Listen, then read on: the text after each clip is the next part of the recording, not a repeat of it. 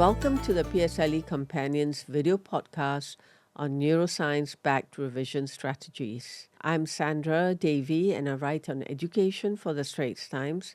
I also oversee the content offerings for SD Smart Parenting and PSLE Companion, a microsite which we launched in January, just 2 months ago. As the name suggests, PSLE Companion is targeted at parents who are preparing their kids for the PSLE. The site contains resources for parents on how they can best support their kids. It includes articles packed full of information and expert advice. It also contains worksheets and videos like this one that parents can use to guide their children. There are also workshops throughout the year where parents will get to hear firsthand from experts. With me here today is Mark Peng, the creator and founder of PSLE Ninja, an online revision website which uses neuroscience-backed revision methods that help children learn more efficiently. In this video, we're going to focus on metacognition. So, what is metacognition? At its core, metacognition means thinking about thinking. In the context of revision strategies, it's the process of thinking about how you learn, how you process information, and solve problems which appear for the exams. While understanding the theory behind metacognition, putting it into practice is where the real transformation begins. Mark, can you explain how students can actively build and apply these skills in their day-to-day learning? More importantly, how can parents help them build these metacognition skills? Let's look at how parents can work together with their children to nurture metacognition. It's thinking about thinking, so it's sort of self-awareness about how you learn. So we have to develop habits. Right? If you develop a habit of training yourself how to think, then you are developing this muscle. And children are not going to figure this thing out by themselves, but parents will be surprised to know that it actually doesn't take years for you to help your child get there. It just takes a little bit of nudging and maybe a couple of weeks of creating a system. In many cases, the reason why revision is poor is hardly because the child is lazy. It's probably because there's no system in play. Right? They're left to do it on their own. So let's get into an example. Sit with your child and go through a couple of questions with them. Okay. Before that, you have to understand the material yourself. If you go unprepared to revise with your child, they will see that, they will mimic that as well. Of course. That probably only takes 5 minutes of your time anyway.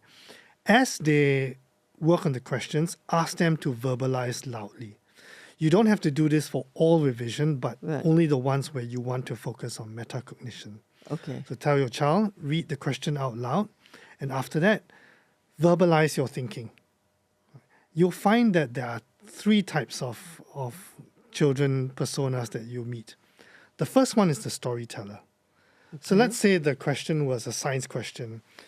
Why does rain happen? Right. The storyteller child, in order for them to come up with the answer, has to go through the entire script from the beginning.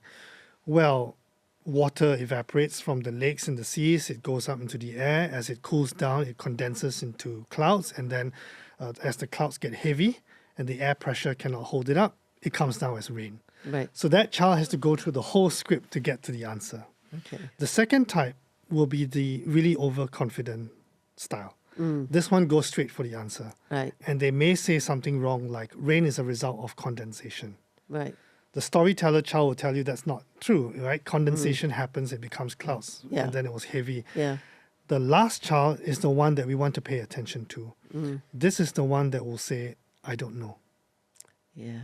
And we do have a culture of this because we penalize children for not getting the right answer. Yeah.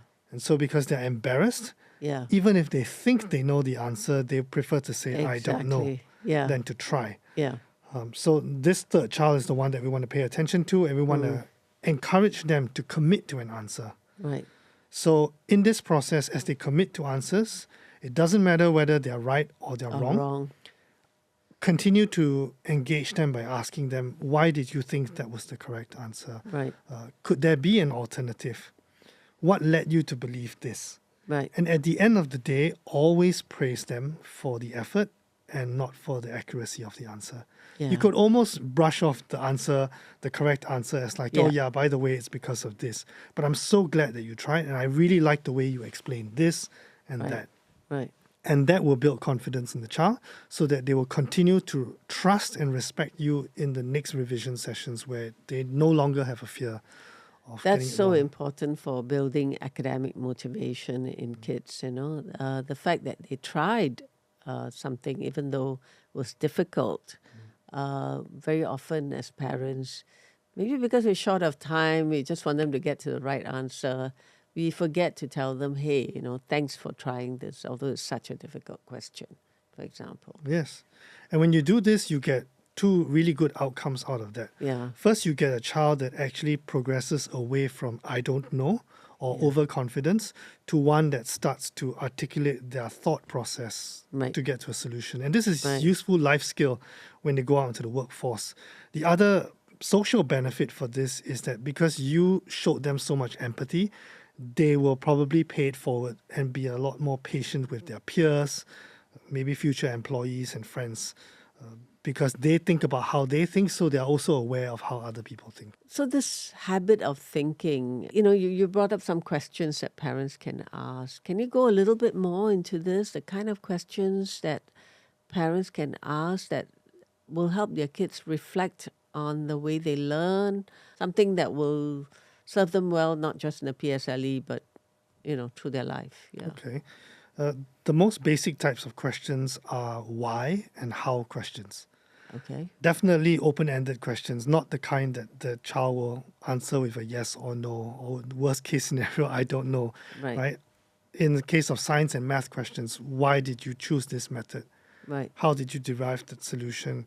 Where did you hear about this? Are you sure? Right? Those types of questions test their confidence as well as the knowledge. Yeah. So you should ask these questions for both the answers that they got right and the answers that they got wrong, Yes. right? Yeah. As well. Because even if they got it right, I think they need to reflect on how they arrived at that answer, right? Although it's the correct answer.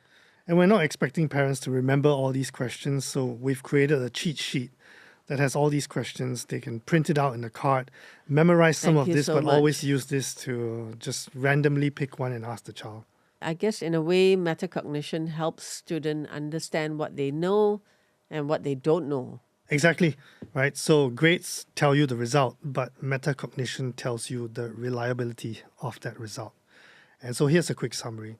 With metacognition and immediate feedback, you increase the quality of every revision, right? This is a good That's quality true. workout, right? Yeah. Short, very high impactful sessions. Spaced repetition, which we discussed in our other video, is how you put a system for the long game, Right. so that you can continually apply metacognition and immediate feedback to multiple subjects and topics over a long spans of time, helping the child retain a lot of that information better. And so at the end of the day, I think that if parents know that their children are strong metacognitively, there will be a lot less helicopter parenting needed. Oh, yes, I agree. And less frustration and stress over the whole PSLE preparation, or for that matter, any important exam. Yeah.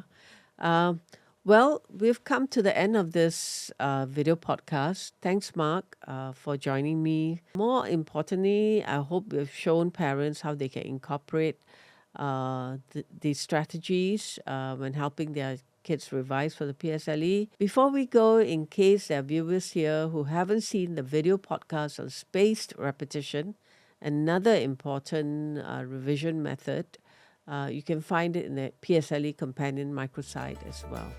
Thank you.